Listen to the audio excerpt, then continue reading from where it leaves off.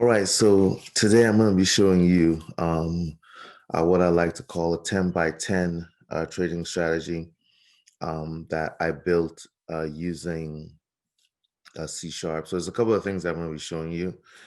First of all, I'm going to talk a little bit about the strategy and what you're seeing on screen. And then once that's done, I'm going to take it over to the coding side and show you how to write scripts and code for the ThinkOrSwim platform. So typically, the ThinkOrSwim platform uses a technology called ThinkScript. It is what it is as a technology, but what I did is I sort of took that language that they have there and I hacked it. Now, again, when I say hack, I don't mean doing anything illegal. I certainly don't mean doing anything that violates any kind of laws related to what you can and can't do with financial instruments. I mean nothing like that. When I say hack it, I just mean instead of using the ThinkOrSwim platform, you can actually use Visual Studio, C Sharp, Visual Studio Code. You can write C Sharp language code, and that C Sharp language code that you write will run inside of this platform. And we've built a library and an API and a language service that connects both of them together, so that if you're a person who has experience with standard programming languages, if you're a person who's written code in in Java or any of the C family tree, then you can easily absorb the programming concepts that are available here. So let's look at this strategy real quick. So what I have here is I basically have Tesla. And what you're looking at here is you're looking at a couple of things working together, right? So the first thing that I'm doing is I'm comparing a rolling average of the blue line here, which is Microsoft. So this is a 200-day rolling average of Microsoft to see how that's trending, trending over time because it's a technology stock. And then underneath that in the green, I have a rolling average, a moving average, I should say, of Apple. So I'm comparing Microsoft and Apple. I'm just using them sort of like as baselines or indicators that I could use to sort of see what might be happening in that technology space. And it's going to be different for everybody, and there's a lot of different things that you can do, and you can obviously incorporate your knowledge of trading and business into this in any way you can. In this case, I'm doing this just to kind of like illustrate a sample of what I'm doing.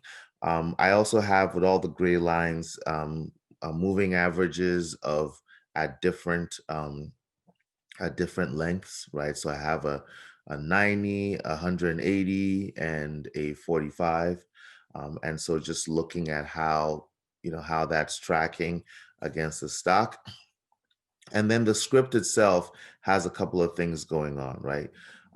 So one of the things that's going on is that I have some automated trading markers here to tell you when to buy, when to sell, and things of that nature. So as you can see, it's telling you to sell 10 here from whatever you have, right? And then rebuy it here. So this is after you've opened your position, wherever you've opened your position. So sell the 10 here, rebuy it down here, um, hold it, sell it up here again. So you're basically gaining the value. You're basically gaining all the value that you would have lost if you allowed it to basically bounce up and down. So the system is taking care of this for you and telling you when to do this. And it's relatively conservative. It's not doing this based on, yeah, I mean, I'm using again I'm using values from the 90-day average, 180-day average. I'm using values from the volume underneath. There's a lot of stuff that's happening to allow it to work in somewhat real time. So you are being predictive when you sell here. As you can see, the value continues to rise. but the sale is at a place where where you aren't gonna lose that much money if it drops. And in some cases, if it keeps on rising, then that would be a failure there. But in the average case, you'll typically end up over what you would be if you just held on to it. And again, these are small amounts. This is not like your entire portfolio. This is just little bits of your portfolio to try to generate some income as you go through. And so it's just buying and selling. Again, as you can see, it sells here, it rebuys down here, sells, and it's just going through doing a buy and sell algorithm. What else is happening? Not much else. We just have something tracking the lowest point of the lowest point for any period. So basically, for any period, it's just saying, here's how much, here's the low point. I'm just tracking that over a period of time. And this algorithm will work at multiple levels. So, for example, if I took this and I shifted it over to, let's say, 1 day, 1 month, you can see that it still works. Right? Still telling you where to buy, where to sell. Of course, it's a lot more aggressive. So you have to kind of zoom in to see what's actually happening. And it's also a lot flatter. It's mostly this flat because it's in comparison to what's happening with Microsoft and what's happening with Microsoft and Apple, which are much lower value wise from what's happening here. So that's a general framework of what's going on here. I don't want to get too much into it. You can actually go to other stocks. Let's try Alibaba, and you can still see that this kind of works. Let's do this is 1 day, 1 year. Let's do 1 year, 1 day. Right. So here's a better indicator of what might be going on. So as you can see, once again, you have Microsoft, you have Apple, you have when you should be buying, you have when you should be selling, sell points. As you can see, it missed the sell point there. So it's not infallible, but again, what we're talking about here is average case. So let's look at what's happening with the code. So I'll look at it in two ways. The first thing I'm going to do is I'm going to show you how it looks like in ThinkScript in case that's something that you want to use. So to do programming in ThinkScript on the chart, and you can do this across multiple things. The charts are just one way that you can use this. You can also use it to mark indicators over here on the left side when you're looking for stocks to get into. You can use ThinkScript to basically find them and to filter out companies that may not be of interest to you and whatnot. So there's quite a lot that you can do with it. I personally like to use it in the charts, and I like to bring all that information into the charts. So you could do things like actually show that um, what the um, what the earnings per share values are and show a relationship between the earnings per share values and, let's say, the stock price. These are things that you could potentially do to help you understand and analyze stocks as they as they move up, as they move down, and what have you. So to get to look at the script, you basically click on this little hourglass here, the analyze a beaker, or yeah, I guess a beaker or a Bunsen burner, not a Bunsen burner, but some kind of, I don't know what that chemical thing is, but it's from chemistry. And you click into that, and then you'll have two sides. You'll have studies and you'll have strategies. Okay. Studies basically just show you what's happening. They draw these lines that I've drawn here. Studies can typically do that. You basically plot lines over time. Strategies are used to give you these indicators, right? So when to buy, when to sell, when to buy, when to sell. That's what they do, right? But for the most part, they are the same. So if I wanted to create a new script as an example, I click here, that'll bring me in here. And as you can see, here's a new study, and you can start typing in here, right? Pretty straightforward. Now the scripting language is somewhat, you know, convoluted. So let's take a look at one as an example. So here's a script we have here. And what does this script do? It defines a value for when the stock price opens, defines a value for when the stock price closes. It calls a moving average, right? On the low amount, on the one ahead of the low amount. It assigns that line a color of red, and then basically I'm just doing some silly stuff here. These are just values I'm setting: buying power, at risk threshold, and excuse me. And this is supposed to be used to do calculations, right? So the things that to get out of this are basically you can define variables in ThinkScript. Those variables are based on values that appear. The values that appear in ThinkScript. This is not like, you can't think of this as a um, as a as a traditional procedural programming language where you're basically starting here and going down here. The program starts here, everything starts at the top and goes to the bottom. This is executed from top to bottom, but this entire script is executed for every single um, line, every single point in the line that you see here. So for every single line that's drawn here, right, that code executes. And the values that I'm looking at, the values that we're looking at here, right, the open, the close, right? The moving average or whatever, those are calculated on the spot, right, for every one of these values, right? So if I zoom in here, so we can see how this actually looks. These are candlesticks, right? So a candlestick chart will have its if it's lost money, it'll be in red. Basically, you have the high point being the highest that it was, the lowest that it was, the top of the square being the open, the bottom of the square being the close, for when you lose, and for when you gain, for when that period gains. The bottom is the open and the top is the close, right? So all that information is passed into your code, and your code executes within the context of one of these frames. And of course, this is running multiple times. So for whatever period you're in, your code will repeatedly execute, right? So that's what's happening there.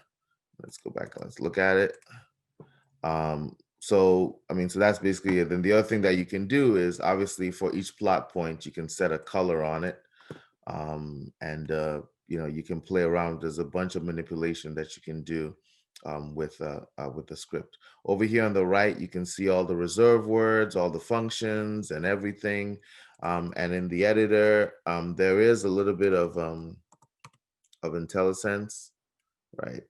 So it does do some validation of what you've written, but I would say it's rudimentary at best, right? It's not a lot to work with. On top of that, because it's not a full-on IDE, it's very hard to basically reason about the relationships between these functions as they exist here, and the types that are using the functions, the commands, right, that are using the functions. So it's somewhat difficult, excuse me again, to learn what's going on, and to sort of like start using it immediately, and then as you use it, start playing around with it and figure out what's happening, right? It's quite difficult. On top of that, you do have sort of like a small window to work with, so it's not exactly the most user-friendly experience, right? So that's how that works. Now let's look at what we created for this tutorial and how it looks, right? So for this tutorial, this is what the code looks like, right? So basically, as we discussed, here's some things that are showing. Here's some plot points. This just kind of goes through everything, the full gamut of what you can do with ThinkScript. There are more things that are in here, but fundamentally, this is basically it. Um, Basically, I set an alert for when the price goes high. The alert is a bell. I add a label that just says this is a label. I calculate an average of the high and low. I have like a high +2, low -2. And then I have these two fields, which are just Booleans. C basically is true if high is less than low, which I don't think can happen. Maybe for when you lose. And then F is true when your low, when 45 is less than low, right? So basically, if your low is higher than 45, then F is true, right? Then over here, you see an if statement. So here's what an if statement looks like. So if you define test, you're basically saying if the high average, which we've specified here, is greater than 10, then this test will have a value of 1. Otherwise, the test will have a value of 2. Over here, we can plot a line, right?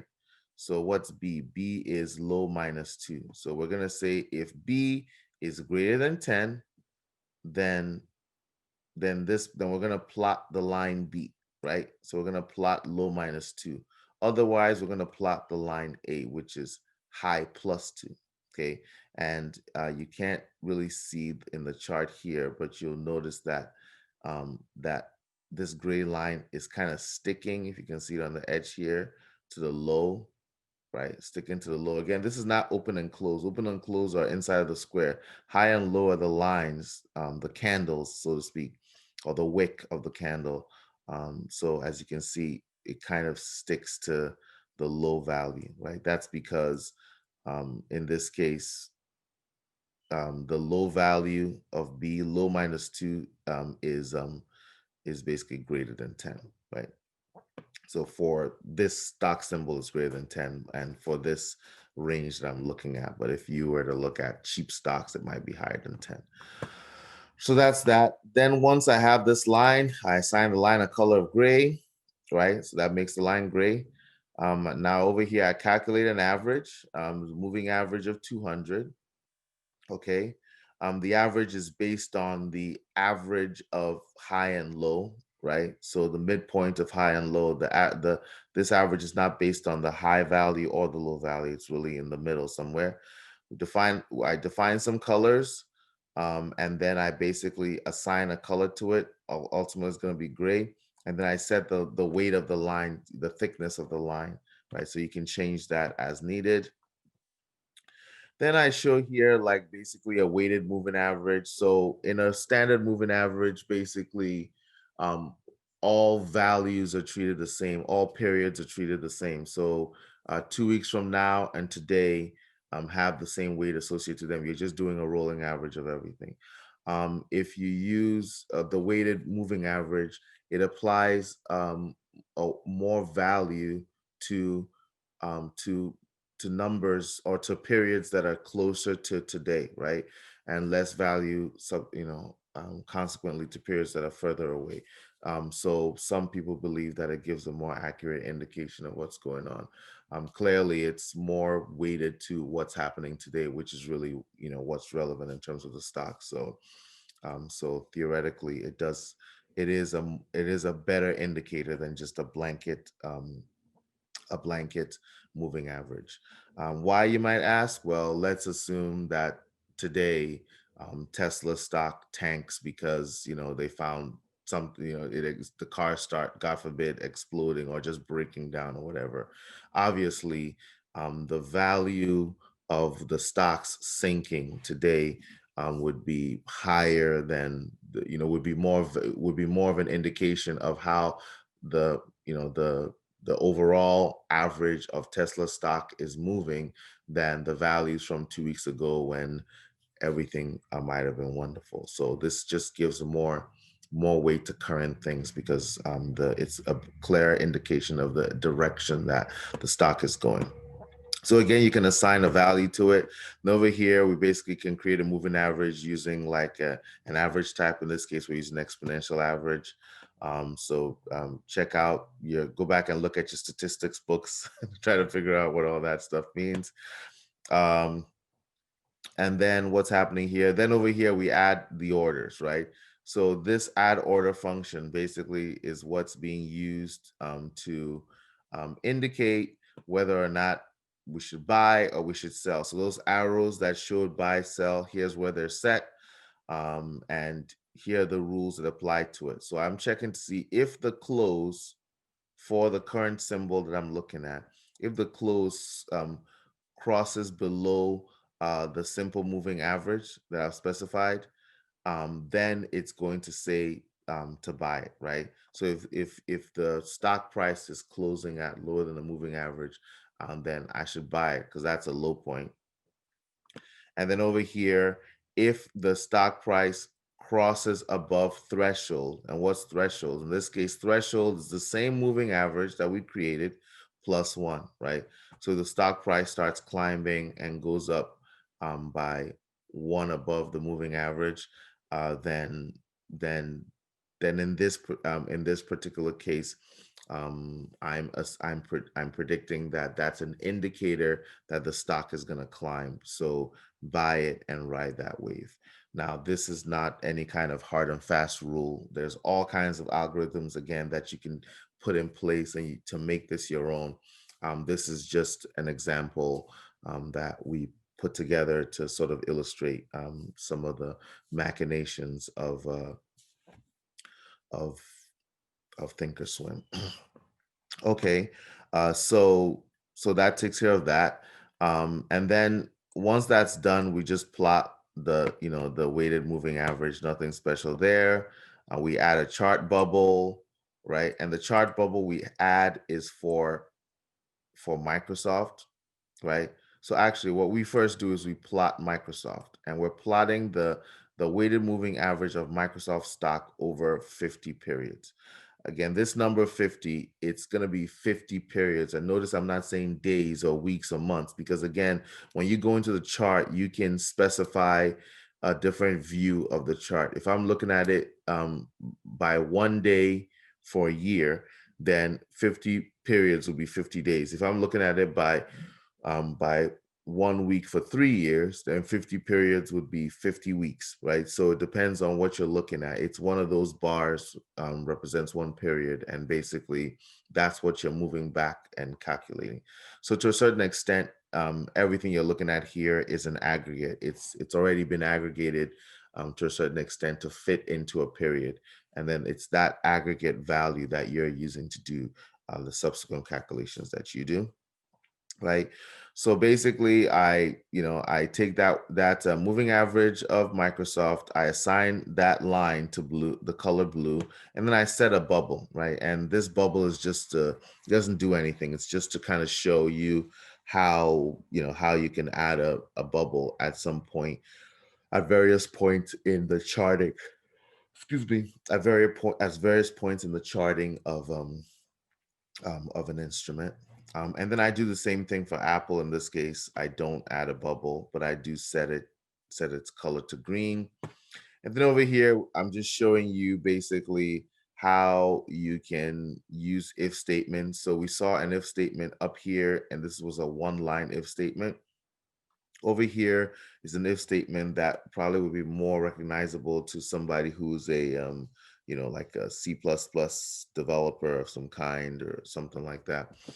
So you have the open and close brackets, you have you have the if and the else, you have the conditions. So it's very similar to what you would see in any language. The only difference is that you don't actually have parentheses that go around the condition up here. Now for thinkscript, you can't do else if statements and long conditional if statements, and you do need an else for every single if. You can't just have an if statement, right?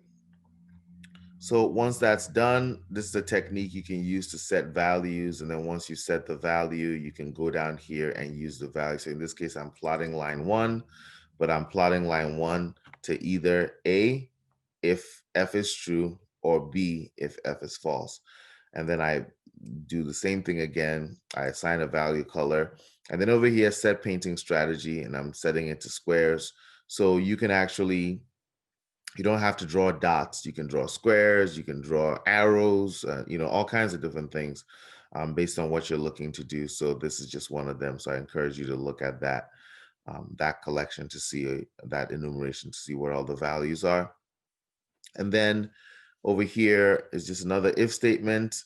And over here, this is just showing, again, just a basic if statement. In this case, I'm using a def as opposed to using a plot. So this is just to show that you can actually use the def as well. So you can define an unassigned variable and then utilize it later on. So G1 is defined here. The value is set based on some condition here, and then it's being used in this line right here. Assign a value to that. And then over here, we are showing basically a nested if statement. So if, and then within the if, another if, and then within that, the value is being set. And then looping back outside one level, the value is being set there or also set there. And in this case, it's not being used for anything. So that's a quick summary of the code. As you can see, I mean, I think one of the things you'll notice is that just trying to reason about this, the formatting is just not there. You have to do all the formatting yourself. You have to work within here. It's difficult to bounce back and forth and kind of rationalize and reason about what's being done. And obviously, you can't debug this, right? So let's look at how we've optimized this using C# by basically moving this over to C#. Let's look at how that experience looks. So over here, I'm going to, let me just close everything real quick. Okay, so over here, I'm going to open up the same exact code, okay, or the same exact behavior, but now in C#, right? So how do we do this in C#? Well, so in C#, you'd have to reference a NuGet package that will make available to you in the links. The NuGet package is going to give you a whole bunch of types that you need to be able to actually compile this C# code into thinkscript, either as a thinkscript study or as a thinkscript strategy.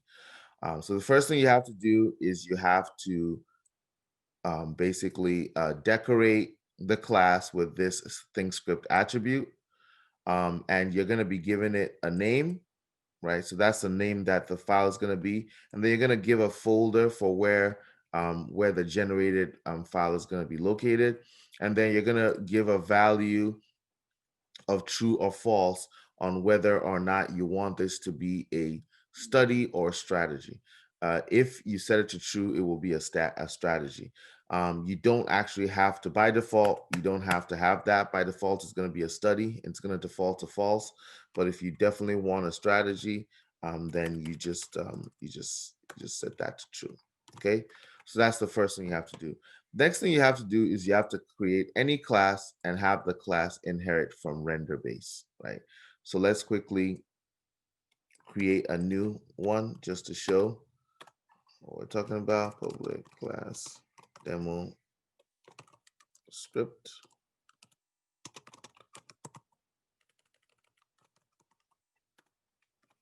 Okay.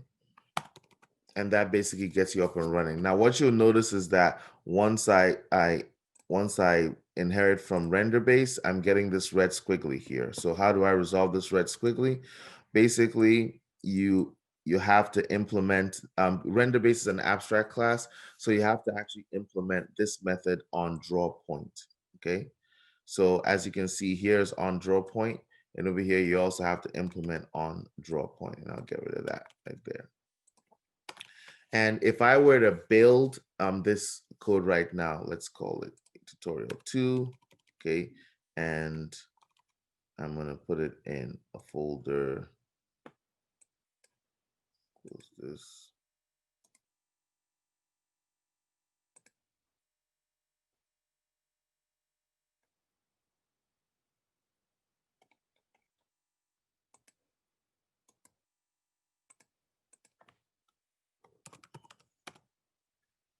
Okay, that should be temp.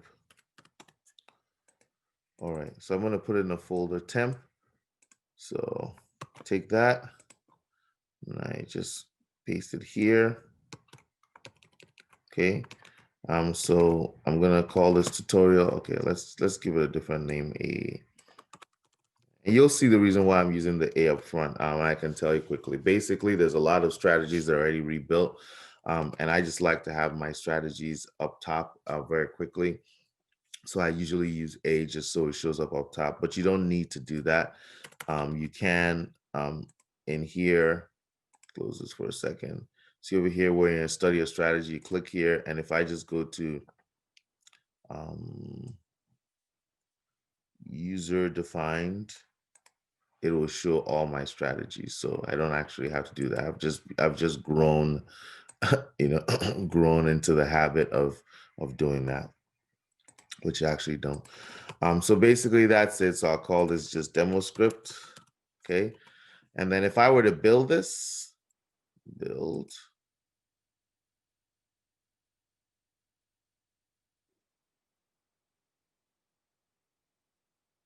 okay.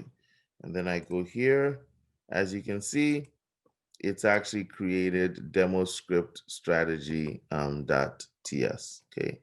So that's because I have this at true. So I'll get rid of that and I'll delete this because I don't want a strategy. So I'm not going to be doing buy and sell. I just want something that'll give me the draw charts for me. And I build that. And this will in fact create demo script study.ts, right? So all you really need to get this going is to do those things. And if you don't do any of those, so if I don't have this, it will actually not build. Both are needed. Obviously, as you can tell, it uses that to determine where where to place the file. So that's important. And render base is also used. Render base gives you access to a bunch of capabilities within the site, within the application. So that quickly shows how to actually quickly put together a ThinkScript uh, um, library or ThinkScript functionality in C Sharp. But what else can you basically do? So let's look at what we've done before, and let's look at how much easier, or maybe for you harder, it is, right? Now, the first thing to note is that this is C Sharp and this is inside of an IDE. So you do get statement completion, autocomplete, or what's commonly referred to as IntelliSense, which basically allows you to see what all the things you can do are without necessarily going to look it up somewhere else, right? So if I want to know what I could do right now, all I do is type this, click dot, right? And so I can add chart bubble, I can add labels, I can add orders, I can assign pricing, I can do average, seal, right? So you can see these are all the things that are available to me, right? So as a user, I can go in and I can, for example, just click here and I can see what are all the fields that are available to me. Well, I have ask, bid, close, high, low, midpoint, and yada yada yada, right? I could also theoretically go over to my methods, right? And I can say, well, here are all the methods that are available to me inside of all the functions available to me inside of this type. It all is it's all stuff that I can use, right? So very quickly you can sort of start understanding what you can and can't do. And typically with this as well, so let's for example go over to this dot um, add order, right? Typically there you also will have a description underneath, right? So displays an arrow indicator on the chart for whatever you should buy or sell at a given price, right? So that information is also available to you so you can clearly see what it is that these things do. So very quickly you start, I mean, you're going to start out in the beginning, sort of like thumbing through, looking, hey, what does this do? What does this do? I'm trying to do this. But over time, you'll start understanding why you might be choosing this, why you might be choosing that, and sort of like refine your skill set here. So same as before, first thing we do is we show an alert, and as you can see, it's relatively similar to what's here. Let me just open this up so we can bounce back and forth. Okay, right. Okay, so here's the alert. Hi, do something, alert bar, sound bell. same alert, right? Next thing we know, next thing we do is we add a label. Again, we create a color. And again, everything that we're doing here is essentially the same. Next thing we do is we do all the basic arithmetic functions. Now, one thing you notice is that over here, there are comments, right? So you can describe those. You can create comments inside of ThinkScript as well. But for the purpose of just providing you guys with something that's easy to, easy to rationalize, we actually don't include the comments here. And really, you're not. It's not intended for you. At least what we've built is not intended for you to go in here and be looking at your code. What you really should be doing is, as we've said, build it here. It's going to emit a file, as you've seen, and then you just need to import that file into your code base. That's it, and you're up and running. So your view into your ThinkScript is always going to be from this perspective, from C Sharp. It's not going to require you to actually know ThinkScript, right? So again, you go in here, and these are all the variable types that you need. Oh, these are the arithmetic functions that are there. You go over here, and here's that Boolean if statement. Here's how it looks in C Sharp. So basically, I believe it's a unary operator. Basically, you have a Boolean value, a Boolean condition, question mark. If it's true, it's 1. If it's false, it's 2, right?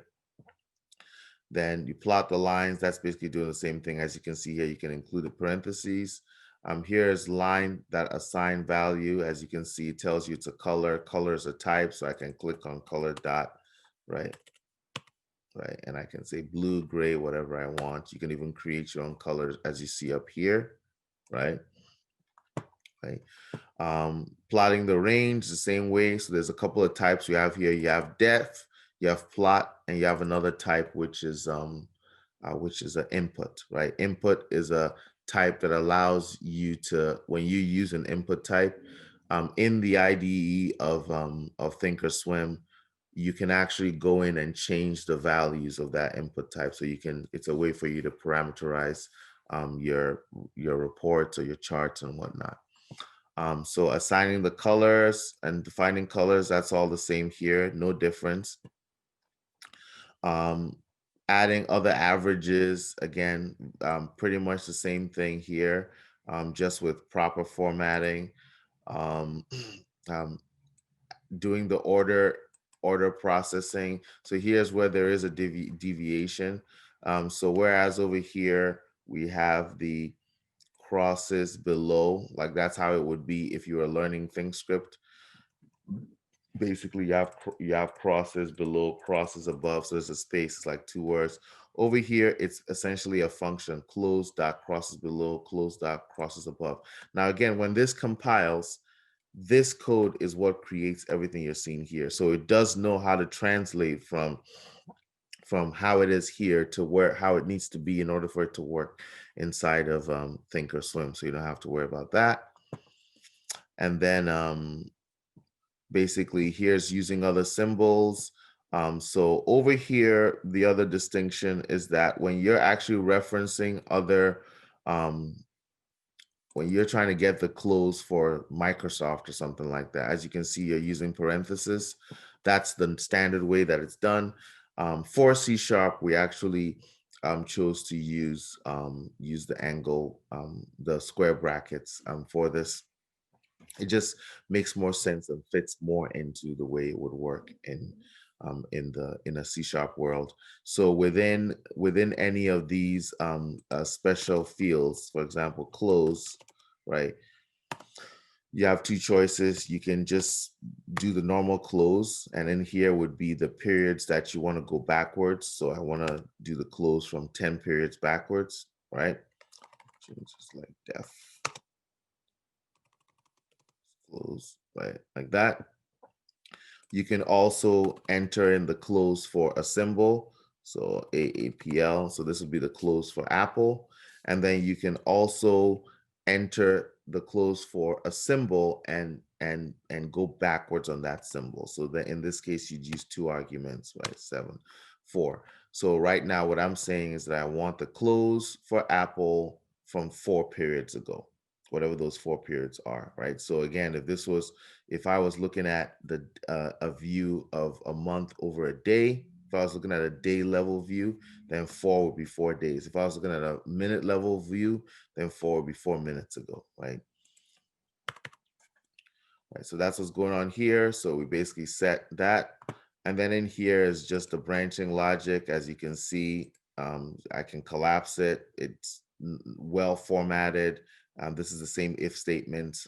Easy to see what's going on, easy to see what the relationships are. Over here is the other if statement, same thing. Over here is a nested if statement, right? And let's say I was sitting here and I was like, well, what is F, right? Why, what is F and how did I define F, right? I can just right click, go to definition, and that takes me right up here and I can see, hey, F is 45 is less than low. F is a Boolean. That's true when 45 is less than the low value for the symbol that we're processing, right? And then on the flip side, let's say I'm looking at C or F as well, and I say, hey, where are all the places that F are used, right? So I can right click that, then I can say find all references, and that's going to show me down here all the places where I'm using F, right? So as you can see, using C# to do think scripting obviously gives you a lot of power. It gives you the power and flexibility of the IDE. It gives you the ability to reason about what you're doing, so you don't have to memorize all these functions.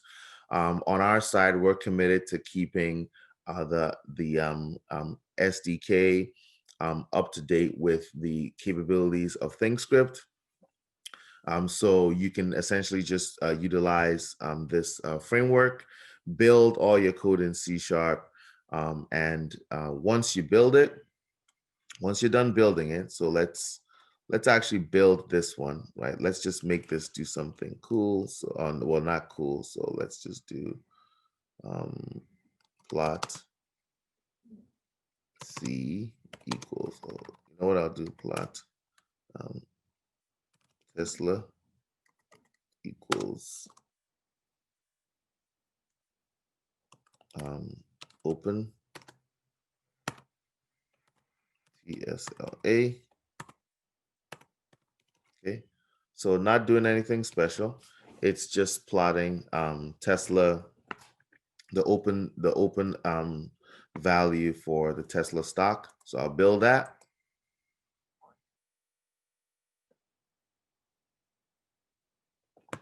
And then again, that's built, and here's the study demo script. So let's see how you basically incorporate it into your code base. So you go over here, and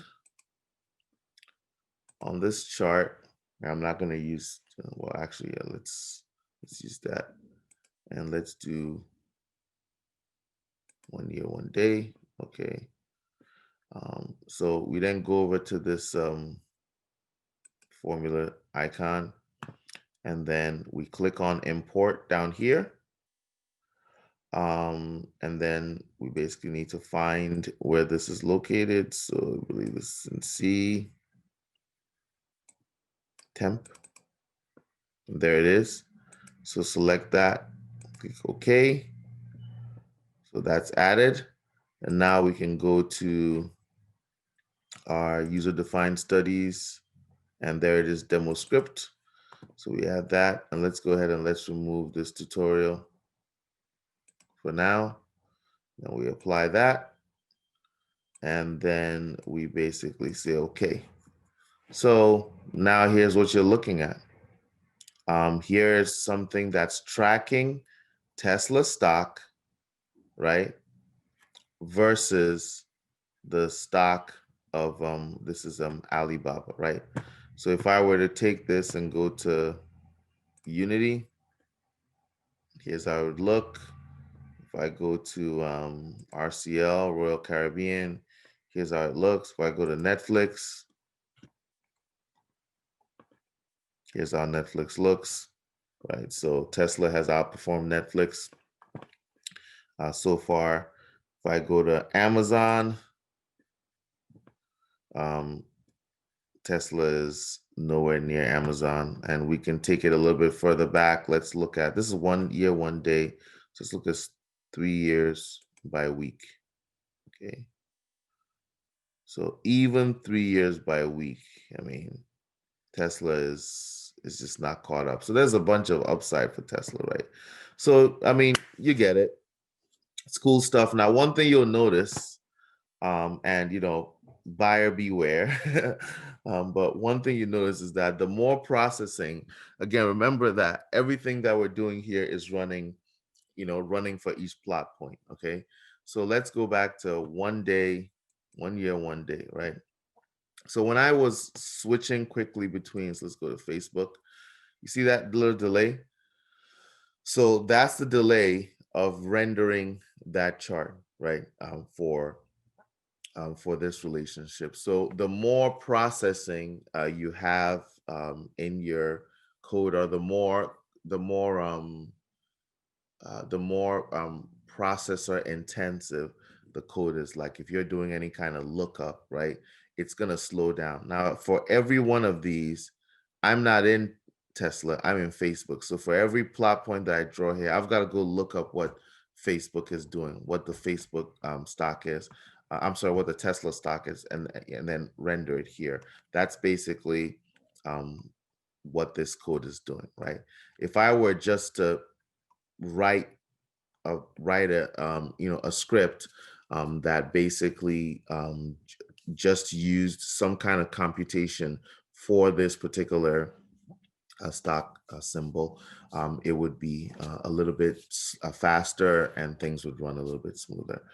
But again, it's the cost benefit. What you can do is decide, how you want to use it, what you want to use it for. I personally do the lookup stuff more for consolidating a bunch of stock symbols that I'm interested in together, um, and maybe even doing some analysis of them, right? Like some kind of color coded analysis of them, right? So if I just want to see, well, how is everything doing today? How is maybe three stocks that are on my watch list doing today? Um, then I'll have something that just renders them into one surface, so I don't have to bounce around, and so I can look at them on one big screen. But to each their own. So that's basically it. That's a quick introduction to a couple of things. First of all, to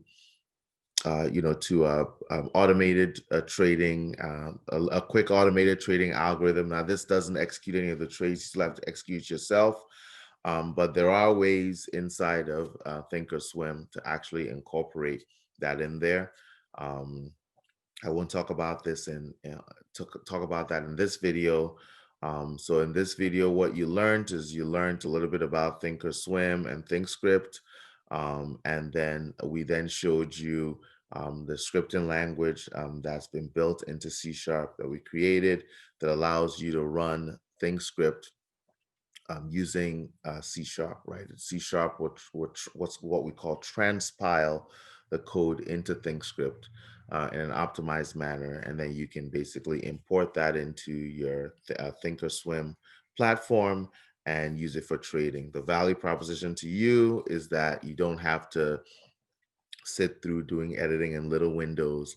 And then you can apply large scale programming concepts, more sophisticated programming concepts, in a manner that's a lot easier to do in a tool that's designed for programming. So has all the advantages associated with programming, with writing a programming language. Um, so hopefully you enjoyed this video. If you do, like and subscribe, please. And we will see you in the next one.